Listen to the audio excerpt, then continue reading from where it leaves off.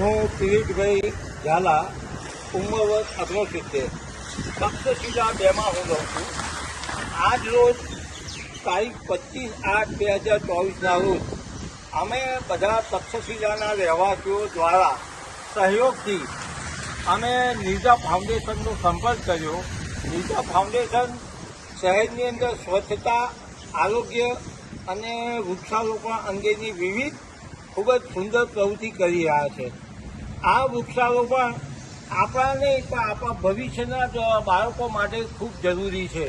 એટલા માટે નિર્જા ફાઉન્ડેશન પોતાની રીતે આપણે એમને આમંત્રણ આપીએ એટલે બધા જ સાધનો લઈને એ લોકો આવે છે અને પૂરેપૂરું કામ કરી જાય છે.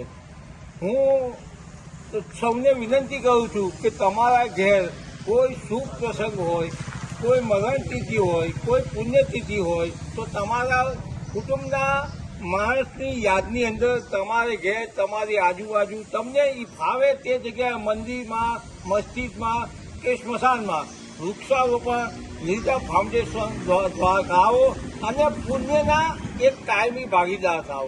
આ પુણ્ય એવું છે કે વર્ષોના વર્ષ તમારું ચાલતું જ રહેશે.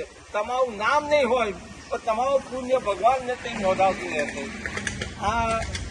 આપ સૌને હું મારા ખૂબ ખૂબ વંદન અને વિનંતી છે કે આ કાર્યને તમે આગળ વધારવામાં મદદ કરો. વધુને વધુ આ જ વીકમાં આપણા મેમ્બર રથ સૌરભભાઈ પટેલનો જન્મદિવસ પણ હોવાથી એના નામરૂપી પણ આજે ટ્રી પ્લાન્ટેશન છે.